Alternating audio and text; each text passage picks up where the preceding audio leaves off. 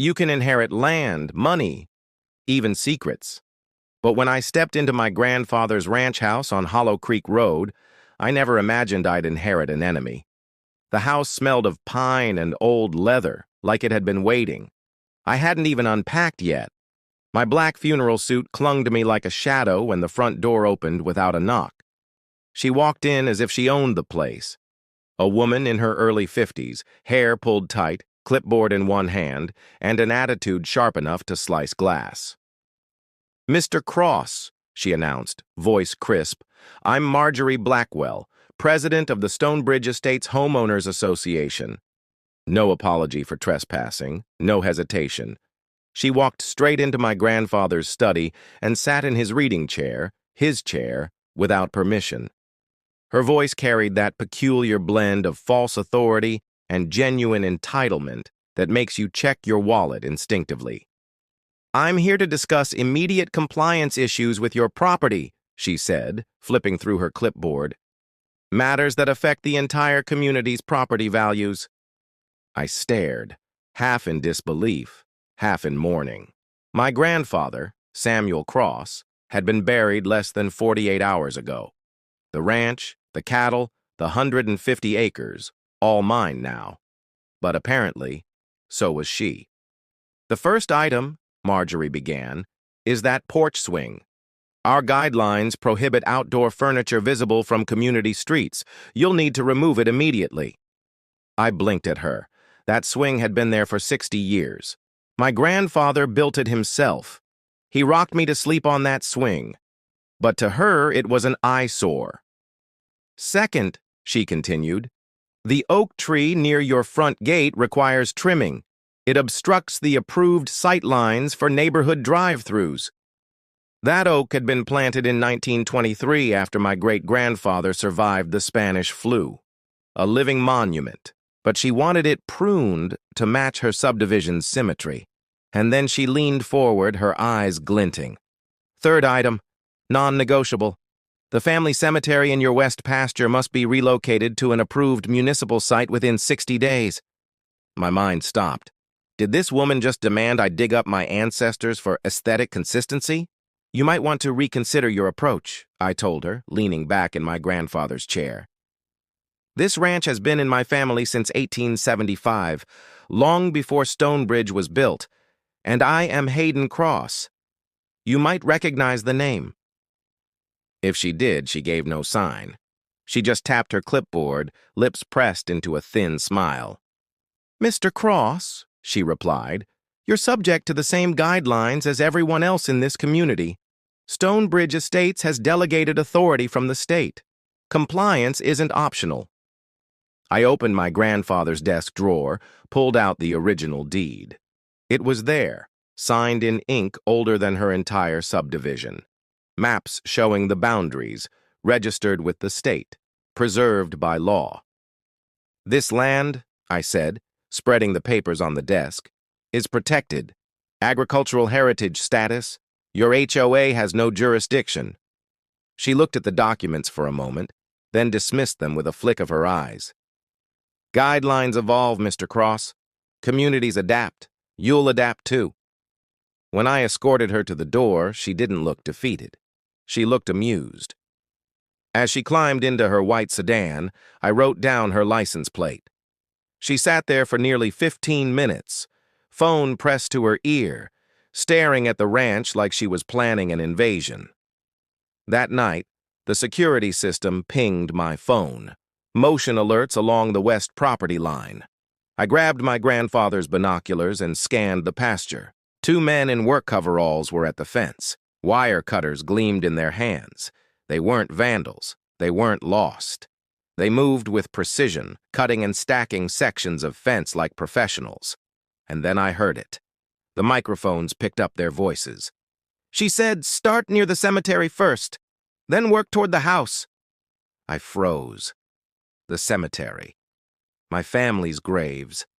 My phone buzzed again. A text. From Marjorie Blackwell. "Property correction crew working today. Do not interfere. 60-day deadline remains." I laughed, but it wasn't humor. It was disbelief. She had just documented her own conspiracy in writing. I hit record on every camera feed, every angle. I watched them cut the fences, heard them talk, saw them follow orders. The ranch was turning into a stage, and she was writing her own downfall. By the time the men drove off, 400 feet of fencing lay dismantled. Their truck bore the name Stonebridge Property Services, as if they wanted to leave a calling card.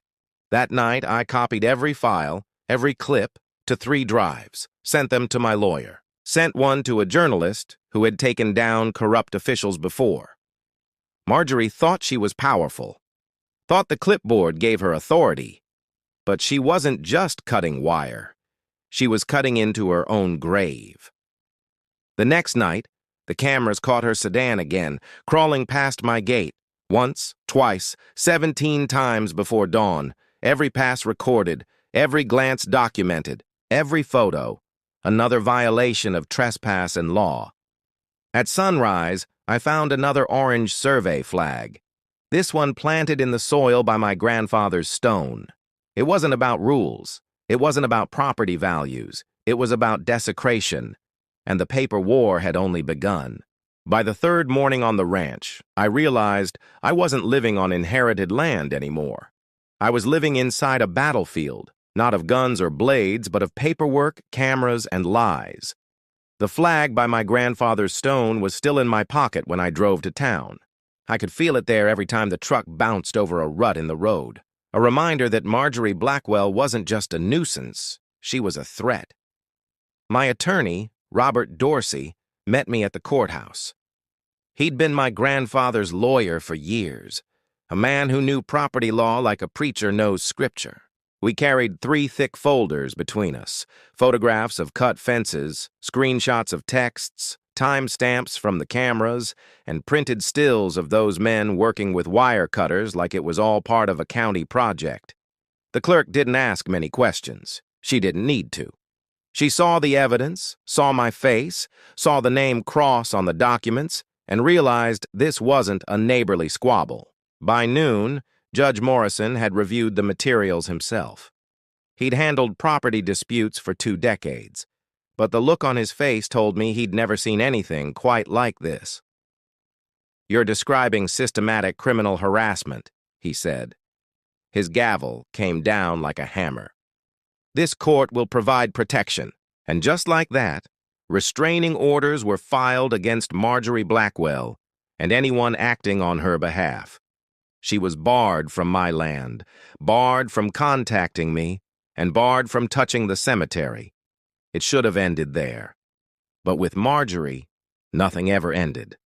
That afternoon, I drove to the Stonebridge HOA office to hand-deliver the papers. It was one of those buildings that pretends to be friendly. Glass walls, trimmed hedges, a lobby with cheerful brochures about community harmony. But I could feel the rot under the surface. Marjorie was waiting for me. She stood by the reception desk, clipboard in one hand, a sly smile already forming as if she'd been rehearsing for this. Deputy Martinez, assigned to serve the papers, read the order aloud in calm, clipped tones. No trespassing, no harassment, no contact. He handed the documents over. She skimmed them, then looked up at me with that same amused expression she'd worn the first day she walked into my home. "You sure you want to do this, Mr. Cross?" she asked, almost gently. Her nails clicked against the clipboard. "Because compliance always comes, one way or another." I didn't answer. There was no need. The judge had spoken for me. As I turned to leave, I heard her laugh softly to herself. Not the laugh of someone defeated, but the laugh of someone who thought she had already won. That night, the cameras lit up again. Motion after motion, my phone buzzing until it wouldn't stay silent on the nightstand. Her white sedan crawled past the front gate, headlights sweeping across the gravel like she was inspecting every stone. Not once, not twice, 17 times. Each pass, she stopped, leaned out her window, snapped photographs, wrote notes. The cameras caught everything. Every violation, every flash of her camera, every scribble of her pen. By midnight, she had stacked up enough contempt charges to bury herself. But still, I didn't call Martinez. I could hear my grandfather's voice in my head. Sometimes it's better to let the wolf think you re-sleeping. So I let her circle, let her photograph, let her tighten her own noose. The next morning, I walked the cemetery path again. The dew was fresh, but the grass bore tire tracks. Deep ruts pressed into ground untouched for decades. They cut straight to the headstones like a scar. At the edge of the family plot, I found it. Another orange survey flag, planted not 3 feet from my grandfather's marker. It stood there in the morning light, flimsy plastic trying to stake a claim against stone and blood. Against 6 generations of my family. I yanked it from the soil and held it in my hand. Light, cheap, insignificant on its own. But together, these flags weren't just plastic. They were warnings, claims, insults. I thought back to the words Marjorie had spoken in my study, the way she had said non-negotiable when demanding I move my family's graves. She wasn't bluffing. She wasn't provoking. She was planning. I returned to the ranch house, dropped the flag on the desk beside the old maps, and stared at it. Against parchment and ink that had survived centuries, the bright orange plastic looked ridiculous. But it was also proof. Proof that the battle wasn't about fences, or swings, or trees. It was about memory, about history, about desecration. And in Stonebridge, the paper war had only just begun. That evening, Robert called me back. His voice was steady, but there was something under it. "Hayden," he said, "we can prosecute now. You've got enough evidence for arrests, injunctions, the works. But if we wait, we might uncover the full scope. My gut tells me she's not finished." He was right. The way she smiled at the restraining order, the way she kept circling like a vulture, the flags by the cemetery. Marjorie wasn't done. She was only beginning. That night, as the cameras recorded her 17th violation, I realized something that sent a shiver through me. She didn't care about the law. She didn't care about consequences. She believed in her own authority more than the state's, more than the courts. And people like that don't stop when told to. They stop only when forced. When I finally closed the blinds and sat down in my grandfather's chair, I thought of his words again. He had always told me good fences make good neighbors, but he never said what to do when the neighbor comes to tear the fences down. That was something I'd have to learn on my own. By Friday, I realized Marjorie Blackwell wasn't just after me. She was after everyone. The restraining order hadn't slowed her. If anything, it gave her new energy. My cameras caught her circling the ranch at night, headlights sweeping across the cemetery like searchlights. But during the day, she shifted her attention to the rest of Stonebridge Estates. And that's how I met Ella Dawson. Ella lived 3 houses down from Marjorie in a modest 2-story colonial with peeling paint and a garden that looked like something out of an old farmhouse catalog. Tomatoes, peppers, beans climbing up lattice. She'd been teaching middle school for almost 20 years, which meant she knew how to organize chaos. She called me that Friday afternoon. Her voice was calm, but there was an edge to it, the kind of voice people get when they holding their temper with both hands. "Mr. Cross," she said, "she gave me a notice this morning. Says my vegetable garden violates subdivision guidelines. Claims residents are only allowed decorative landscaping. She's demanding I pull up every plant by Monday or face $200 daily fines." Her words hung there. I glanced out at my grandfather's pasture, still scarred by tire tracks. "She's trying to erase us," I told her. Ella laughed, but it wasn't amusement. "I've dealt with 7th graders more reasonable than this woman. Enough is enough." By the time the sun set, she had already called a meeting. When I drove past her house that evening, cars lined both sides of the street, more than I'd ever seen in Stonebridge after dark. Through the windows, I could see neighbors standing shoulder to shoulder, waving paperwork in the air, voices rising and falling in anger. I parked and went inside. The living room looked like a town hall. People had brought folders, receipts, violation notices. One man held up a letter demanding he remove his father's fishing boat from his driveway, on property his family had owned before the subdivision was even built.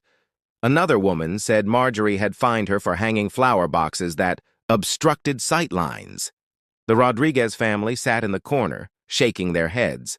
They'd been fined for parking their work van in their own driveway. "She says it violates community image," Mr. Rodriguez muttered. "We've lived here 15 years. Never a problem until now." Then there was Bob Williams. He had an American flag mounted on his porch. Marjorie had ordered him to take it down, claiming it exceeded decoration limits. He folded the violation letter in half with trembling hands. "She doesn't just hate our choices," he said. "She hates our history." Ella stood at the front, a folder so thick it looked like a weapon. She tapped it against her hand for silence. "I've been documenting this for months," she said. "Unauthorized fines, fake violations, demands for changes that don't exist in any of the recorded covenants. This isn't enforcement, it's dictatorship." The room murmured in agreement.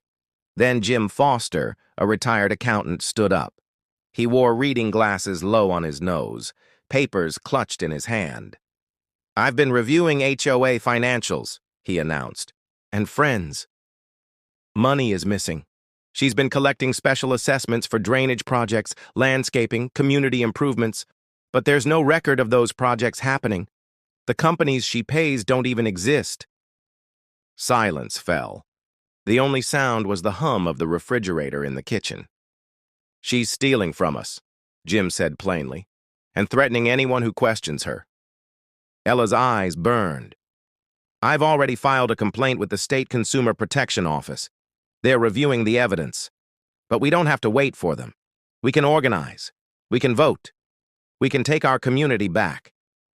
The room erupted in applause so loud it rattled the windows. I leaned against the wall, listening. For days, I had thought this was my battle alone. Marjorie against the Cross family, my land against her clipboard. But now I saw the bigger picture. She wasn't just trying to erase my grandfather's legacy. She was erasing everyone's. When the meeting ended, neighbors hugged each other in the driveway. Flyers were being drafted before I even climbed into my truck. Someone had already created a petition. "Remove Marjorie Blackwell. Restore respect." By midnight, it had 400 signatures, but Marjorie wasn't going to step aside quietly. That night, as I checked the camera feeds one last time, I saw her white sedan parked just beyond the gate. She wasn't moving, just sitting there in the dark, her face lit by the glow of her phone. She wasn't watching the fences anymore. She was watching me, and I realized something chilling. You can fight a thief, you can fight a bully, but how do you fight someone who thinks she's the law itself? The next morning, a newsletter slipped under every door in Stonebridge. Its heading in bold letters, "Mandatory Compliance Review, All Residents Required." I knew that tone. It wasn't a meeting, it was a purge. Saturday morning, my phone rang before sunrise. It was Robert, my attorney. His voice carried the tone of a man who'd been up all night flipping through papers and bad ideas. "Hayden," he said, "the state attorney's office has someone who wants to talk.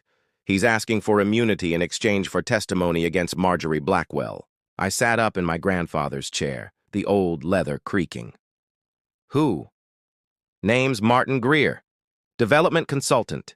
He says he's been involved with Blackwell's campaign against you." The name meant nothing to me then. But an hour later, when I walked into the conference room and saw him, I recognized the type instantly. Expensive suit, nervous hands, a salesman's smile that had lost its shine. He didn't wait for introductions. Papers spilled from his briefcase as soon as he sat down.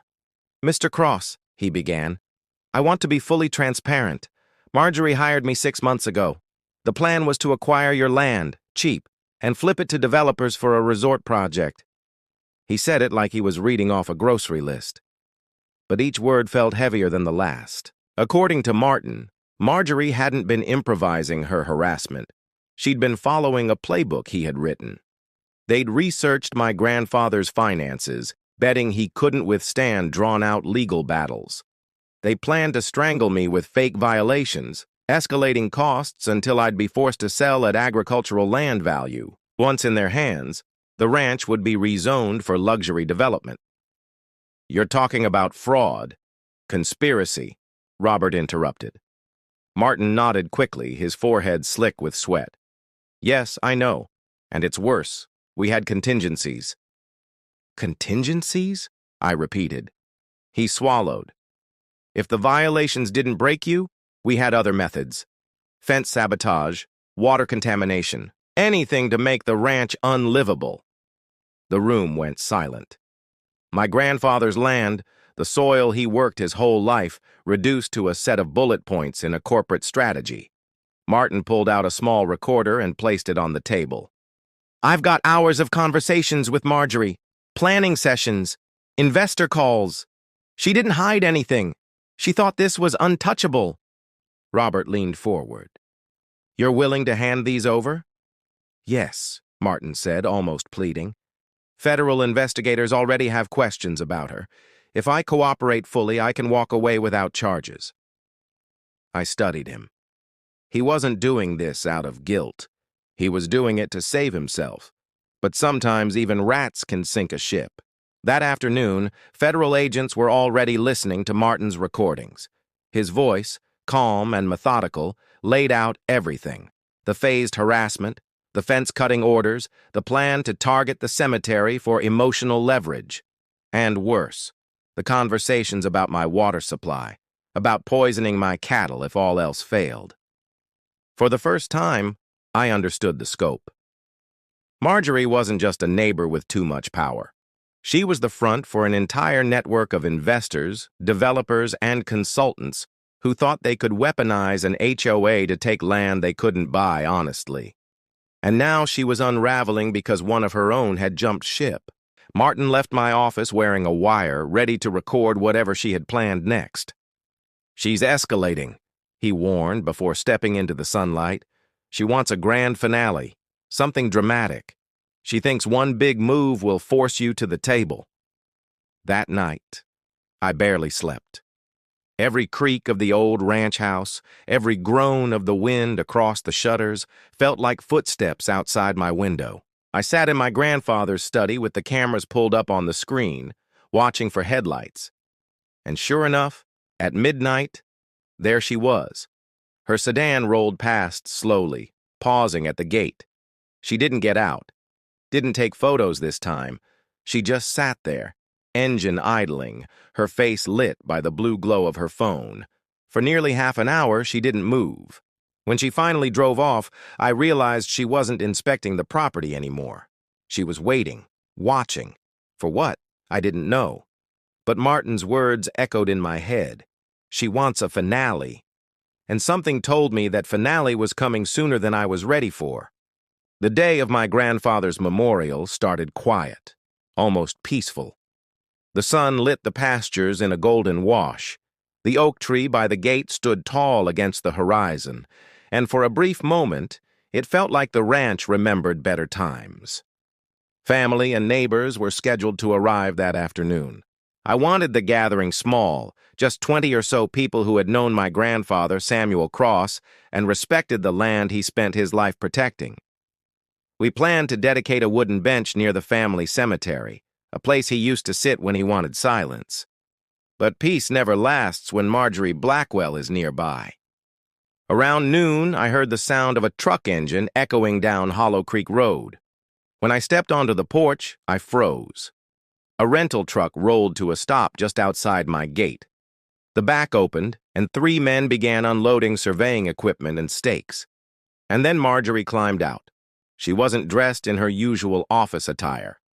Today, she wore what looked like an inspector's uniform, reflective vest, clipboard strapped with papers, a tape measure slung over her shoulder. She wasn't here to talk. She was here to perform. "Mr. Cross!" she shouted from the road, her voice cutting across the pasture like a blade. I'm here to conduct a mandatory compliance inspection, authorized by Stonebridge Estates development standards. Guests were already arriving, pulling into the driveway, their faces stunned at the sight.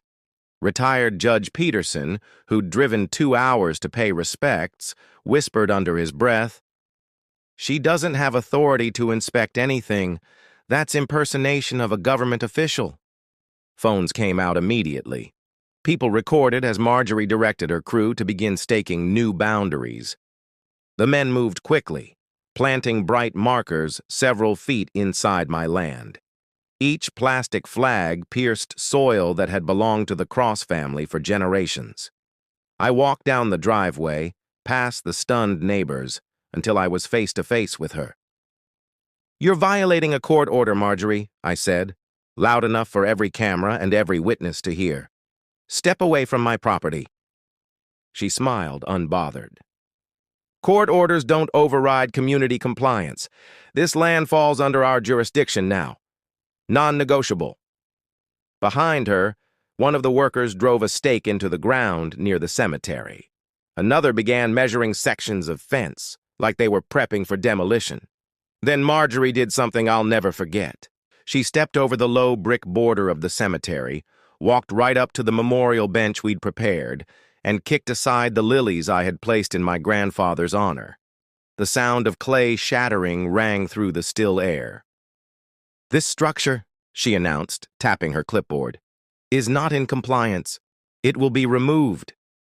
I moved fast, standing between her and the bench. "Touch it again," I warned, "and you'll regret it."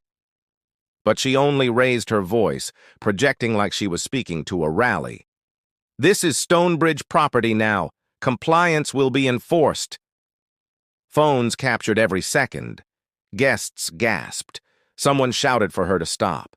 When I refused to move, she tried to shove past me, reaching for the bench like it was trash to be hauled away. Instinct took over. I grabbed her wrist, holding her back, and that's when she screamed. "Assault!" she cried. "I'm being assaulted by a government official obstructing compliance." The absurdity of it hung in the air. 20 witnesses stood there, cameras recording, watching her try to destroy a memorial during a funeral gathering. Yet she screamed like she was the victim. Judge Peterson pulled out his phone. "I'm calling 911. Enough of this madness." Marjorie's crew froze, their hands hovering over the stakes, realization dawning that they were part of a crime unraveling in real time. Within minutes, sirens echoed across the fields. 3 patrol cars and the county sheriff himself rolled up the drive. Detective Williams, who specialized in fraud cases, stepped out with a grim look.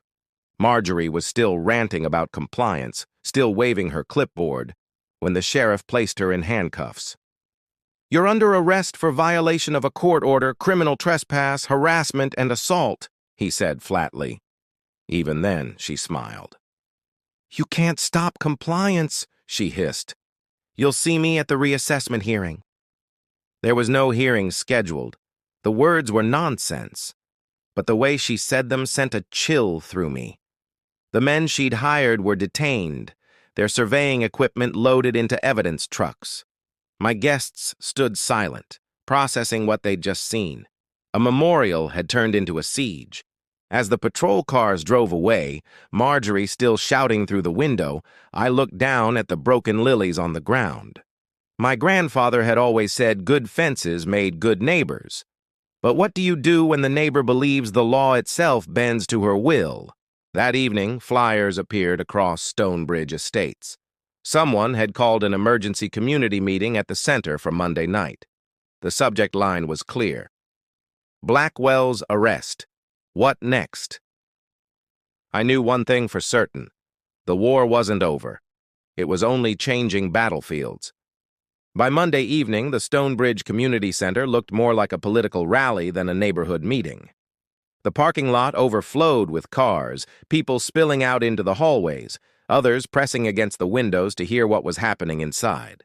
Word had spread fast. Marjorie Blackwell had been arrested at a funeral, and no one wanted to stay silent anymore. I arrived to find neighbors whispering in tight clusters, holding violation letters like evidence of a crime. These weren't just Stonebridge residents anymore.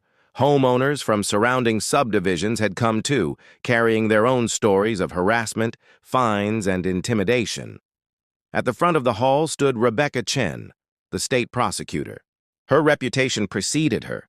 She had made her name prosecuting organized crime and corrupt city officials. The fact she was here told me this was bigger than a neighborhood feud. When she stepped to the microphone, the room fell silent. "Ladies and gentlemen," she began, her voice steady, "what I am about to present represents one of the most systematic fraud and harassment cases our office has prosecuted under the guise of community leadership." She connected her laptop to the projector, and then the truth came spilling out. The first slide was Martin Greer's recorded testimony. His voice echoed through the speakers, calm, measured but full of confession. He explained how Marjorie had hired him to devise a plan to force my ranch into foreclosure, how they targeted me with fines, sabotage, and cemetery desecration, how investors stood to profit millions if the land could be bought below market value. The room shifted from silence to murmurs, anger rising like a storm. Rebecca clicked to the next slide. Bank records appeared on the screen, each line showing where community funds had been siphoned. "Over the last 3 years," she said, "Marjorie Blackwell embezzled nearly $90,000 from Stonebridge accounts. She collected special assessments for landscaping projects, drainage improvements, and community maintenance. None of those projects were ever completed. The contractors she claimed to hire don't exist." Gasps filled the room. Neighbors who had written those checks sat stunned, realizing they had been financing her fraud the entire time. Then the screen flickered again. Video from my ranch filled the wall. High-definition footage of her hired men cutting fences, stacking wire, muttering about the cemetery. Audio of them saying, "She wants the graves first." Several people covered their mouths. A woman began crying quietly. Rebecca let the footage play, her expression unreadable. Then she said, "This was not enforcement. This was targeted destruction, a criminal conspiracy." From the back of the room, Ella Dawson stood up, clutching her thick folder. "That's not all," she said. She walked to the front and opened her file for everyone to see. "She's been harassing residents for months, forcing people to remove flower boxes, vegetable gardens, even flags. 17 families in this subdivision have documented threats and fines for violations that don't exist anywhere in the HOA covenants." She turned to the crowd. "She's been stealing from us while terrorizing us." The applause that followed shook the windows. Then Tom Bradley, a construction manager, stepped forward. "Half the violations she cites aren't even legal," he said, holding up county zoning documents. "I checked. They don't exist in municipal code or HOA bylaws. She made them up. She's been threatening lawsuits over rules she invented." The anger in the room boiled over. People shouted about years of intimidation, about money lost, about fear that had kept them silent. And now, under the fluorescent lights of the community hall, that silence shattered. Rebecca let it burn for a moment before bringing up one final slide. Marjorie S. text messages. The words appeared in bold black font across the wall.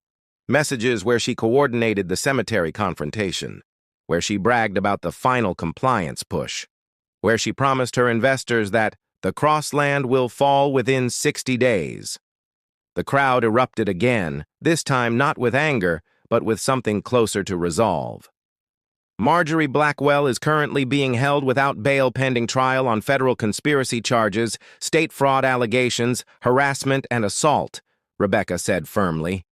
"This is not just about one ranch.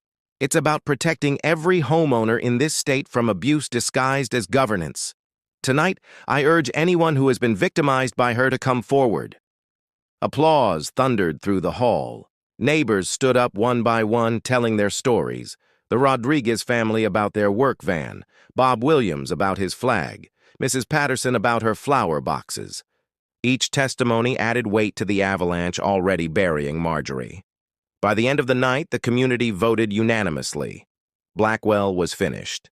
They would dissolve her HOA structure, elect new leadership, and seek restitution for stolen funds. Ella was chosen as interim coordinator, a teacher turned leader, promising accountability and fairness. The neighbors cheered her name, voices rising until the sound spilled into the parking lot and echoed down Hollow Creek Road. I stood in the back, listening. For weeks, I had been focused on defending my grandfather's land, thinking this fight was mine alone. But here, in this crowded hall, I realized something bigger. Marjorie hadn't just tried to erase the Cross family. She had tried to erase an entire community's sense of ownership, of dignity, of home. And they weren't going to let her. As I stepped outside into the night, the air felt lighter, charged with something that hadn't been there before. Hope. But I couldn't shake the image of her face as the sheriff had led her away in handcuffs. That strange smile, like she still believed she'd win. And I knew, even as the crowd cheered behind me, that this wasn't over. Not yet. The courthouse smelled of dust and paper, the kind of place where lives were measured in case files and verdicts. For 3 weeks, the trial of Marjorie Blackwell unfolded in federal court. Each day, the evidence stacked higher. Each day, the walls of her little empire crumbled.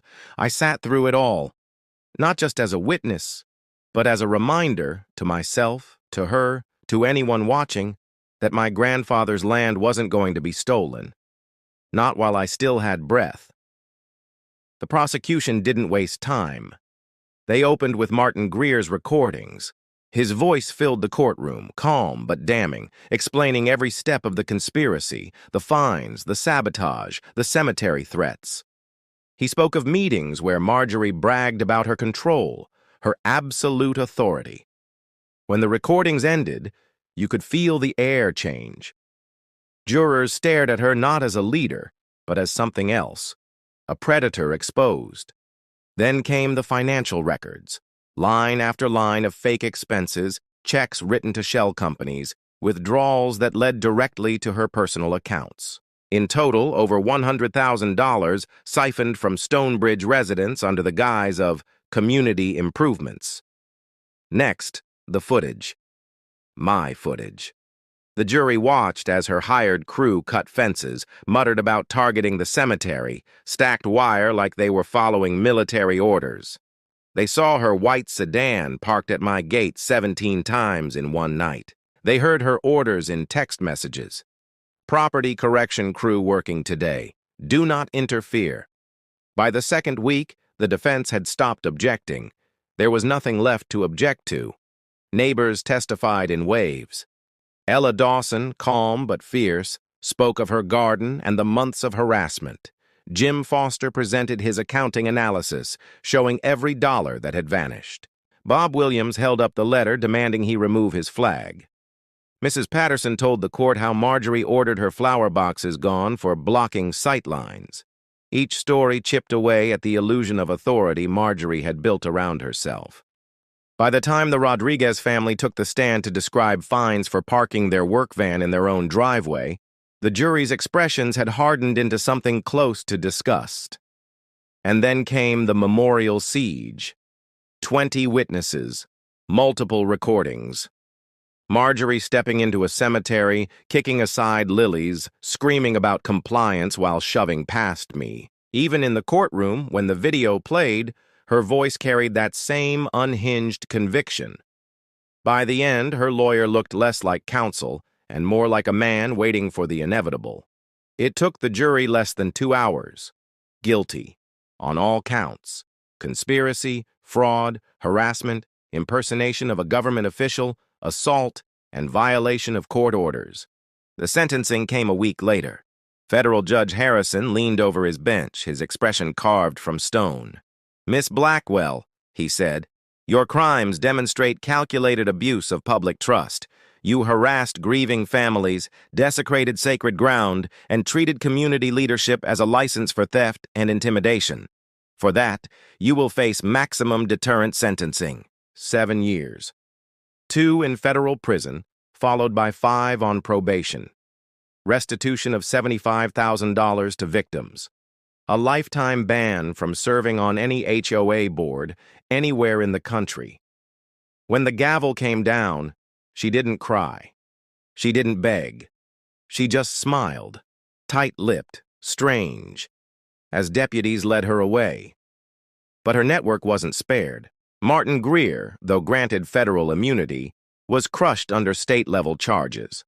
Business fraud, license revoked, his consulting firm dissolved.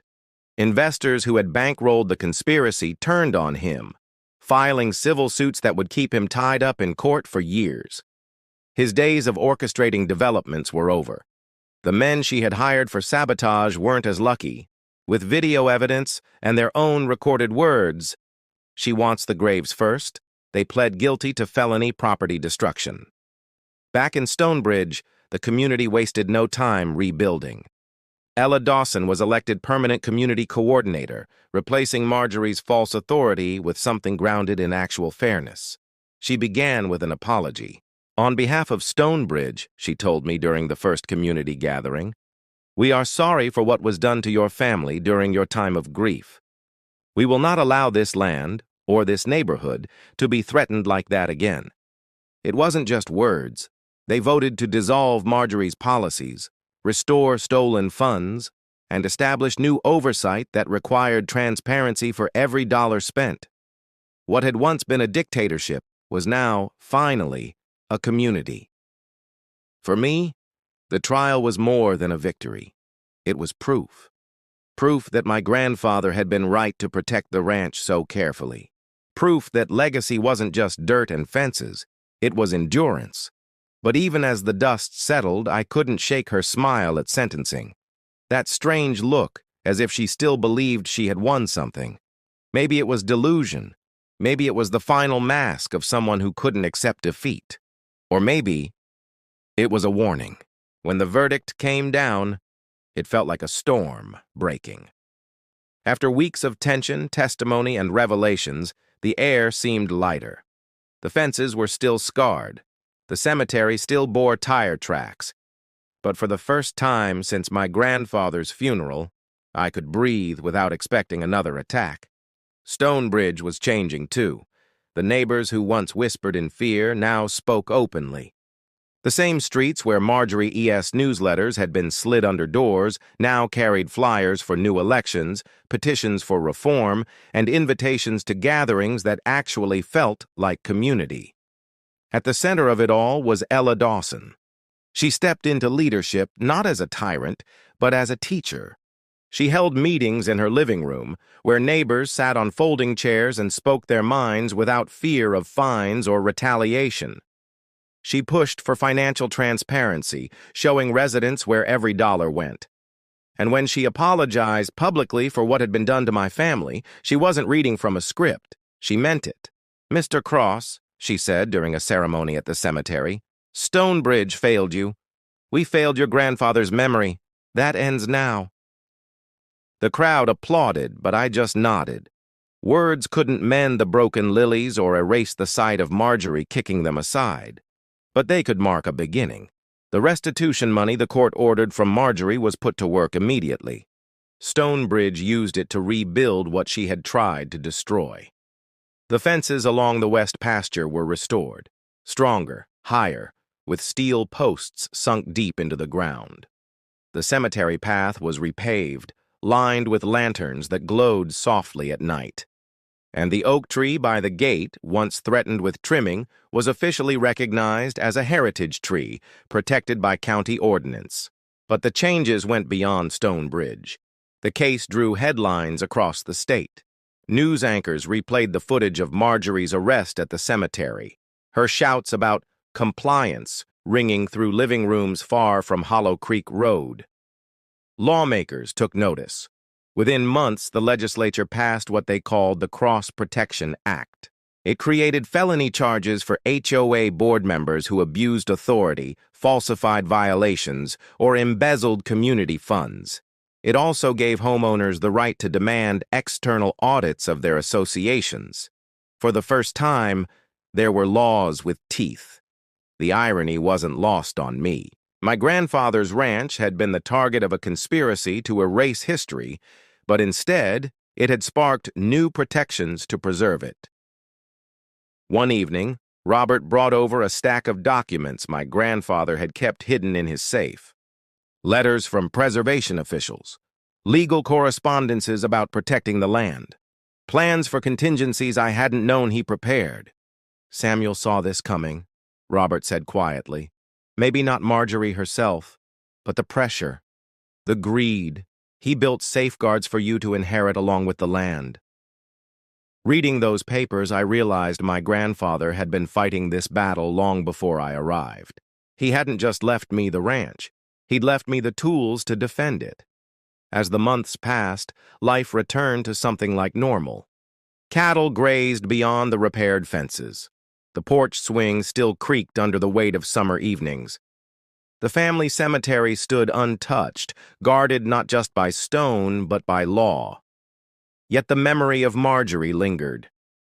I'd catch myself scanning the road when headlights approached at night, half expecting her sedan to appear again. Sometimes I'd wake to the buzz of motion alerts, heart pounding, only to find a deer wandering near the gate.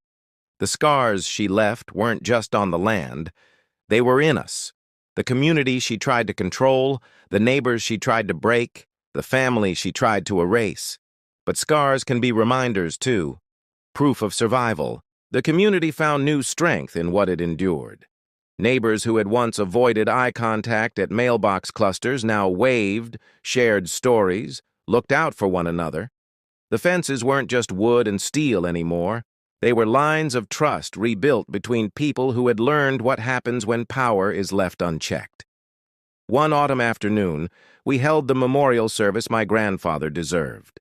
Over 200 people came, neighbors, state officials, members of preservation societies. They gathered by the oak tree, near the bench Marjorie had tried to destroy, to dedicate a new marker. It read, "The Cross Ranch, established 1875, protected forever." When I sat on that bench, the cool wind carrying the scent of cut hay, I felt something shift. This wasn't just my fight anymore. It belonged to everyone who believed history was worth preserving, who believed neighbors should protect one another instead of prey on each other. Rebecca Chen, the prosecutor, attended too. She pulled me aside near the fence line. "We're not done," she said. "Cases like this don't exist in isolation. We're uncovering others, smaller, but similar. HOAs run like fiefdoms, leaders embezzling funds, using fear. Your case opened the door. Now we walk through it." Her words settled over me like a weight and a promise. That night, as the last guests left and lanterns flickered across the cemetery path, I lingered on the porch. The stars came out one by one, bright against the dark. For the first time, the ranch didn't feel threatened. It felt watched over. By history, by law, by the memory of my grandfather, who had prepared me for this battle without ever saying a word. Marjorie was gone. Stonebridge was healing. The land was safe. But I knew, in the quiet of that evening, that this wouldn't be the last time someone looked at the ranch and saw dollar signs instead of legacy. Greed doesn't vanish. It waits, and so would I. Winter came to Hollow Creek quietly. Frost clung to the pastures each morning. The oak tree by the gate stood bare but resolute, and the ranch settled into its rhythm again. For the first time in months, the cameras stayed still at night. No headlights, no trespassers, no plastic flags stabbing the soil. But peace has a way of feeling temporary. Marjorie Blackwell was gone, locked away, stripped of her titles, her grip on Stonebridge broken. The community was healing. Ella Dawson led with fairness. Neighbors spoke without fear. Even the state had new laws to stop another Marjorie from rising. Still, I couldn't shake her smile. The one she wore when the judge read her sentence, as if prison wasn't the end but just another step in her plan. I told myself it was paranoia, a scar left by too many sleepless nights. Until the letter arrived. It came in late January, tucked in with the rest of the mail. No return address, no name, just my own written neatly in black ink. Inside was a single sheet of paper. No greeting, no signature, just 8 words. Compliance is inevitable. See you soon. M. I read it twice, then a third time. The paper trembled in my hand. The postmark was blurred, unreadable, but the handwriting was precise, familiar. Was it truly hers, or a cruel imitation by someone who admired her crusade? I didn't know. I gave the letter to Robert, who handed it to the prosecutor's office. Rebecca Chen called 2 days later. "We can't confirm it came from her," she said. "Her communications are monitored, but copycats exist. Sometimes the shadow someone casts lasts longer than the person themselves." I thanked her, but the words didn't settle me. Because I'd seen her shadow firsthand, I knew how far it could reach. The ranch felt different after that. Each creak of the old house, each distant engine on Hollow Creek Road, carried a weight. I caught myself checking the cemetery more often, walking its path under moonlight, making sure no new flags had sprouted among the stones. Neighbors noticed my vigilance. Bob Williams offered to install extra floodlights. The Rodriguez family dropped by with tools to reinforce the gate. Ella came with a binder of new bylaws asking for my feedback. The community wasn't just healing, it was guarding itself. One evening, as I sat on the porch swing, I thought of my grandfather, of how he'd built this ranch with his hands, defended it through droughts, storms, and hard winters, of how he had prepared me, even unknowingly, for a war fought not with rifles, but with paper, lies, and fear. The letter still sat in my desk drawer. I could have burned it. I could have thrown it away. But I kept it. A reminder that vigilance never ends. Because maybe Marjorie had written it, or maybe someone else had. Either way, it carried a truth. There will always be another who believes power means ownership, that legacy can be erased, that history can be bought. And when they come, I'll be ready. As the wind shifted through the pastures, carrying the low moan of winter branches, I whispered words my grandfather once told me.